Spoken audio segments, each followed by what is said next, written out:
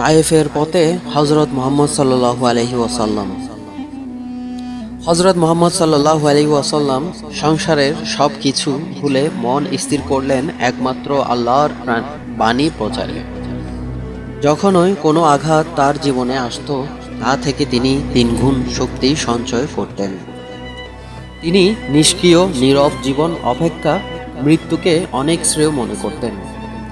তিনি অবিশ্বাসীদের নেতা আবু জেহেলকে মুখের উপর বলেছিলেন, দিন আগত যেদিন কুরাইশগণ এক আল্লাহতে ঈমান আনবে।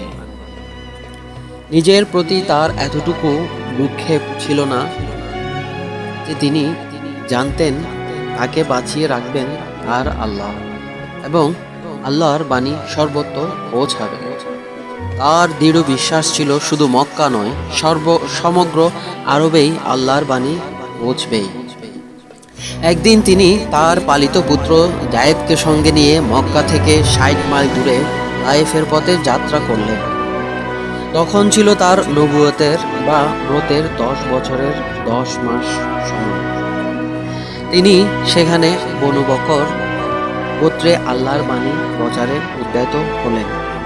তিনি লক্ষ্য করলেন তারা মক্কার কুরাইশগণ হতে এতটুকুও কম নয়।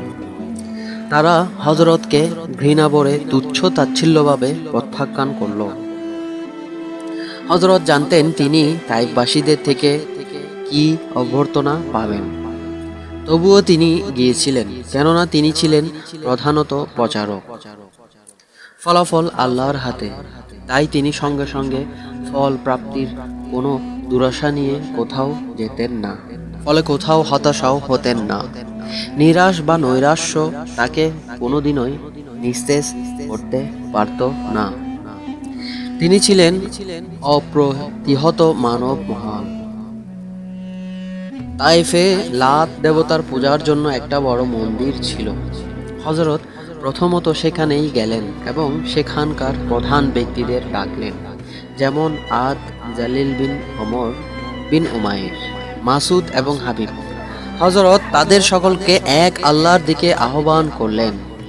তারা এমন উত্তর দিল যা অসঙ্গত, অযৌক্তিক এবং অবান্তর। হযরত তাদের ত্যাগ করলেন, কিন্তু তারা হযরতকে ত্যাগ করল না। তারা কতকগুলো দুষ্ট যুবক ও বালকদের লেলিয়ে দিল হযরতের পেছনে। তারা হযরতের উপর ইট, পাটকেল, ধুলা, মাটি, ঢিল, কাদা, গোবর ইত্যাদি ধরনের নানা নোংরা জিনিস নিক্ষেপ করতে আরম্ভ করল। দীর্ঘ ৩ মাইল পর্যন্ত তারা এভাবে অত্যাচারের স্ট্রিম রোলার চালিয়ে তাকে পাগলের মতো এক মর্মান্তিক অবস্থায় নিয়ে আসে। আর শরীর ক্ষত বিক্ষত, রক্তাক্ত, পায়ের জুতো রক্তে রঞ্জিত হলো। তার এই যাত্রা এমনই ভয়াবহ ছিল, তিনি নিজে বলেছেন অত্যাচারের তীব্রতায় অজ্ঞান হয়ে গিয়েছিলেন। অবশেষে তিনি উতবা বিন রবেয়ার পৌঁছলেন। যখন দুষ্ট লোকগণ তাকে ত্যাগ করল, তিনি নিস্তার পেলেন। এমনই ছিল তার কঠোর সাধনা, অসাধারণ সহ্য ও অসীম ধৈর্য, বা সমগ্র মানব ইতিহাসে বিরল ও নজিরবিহীন।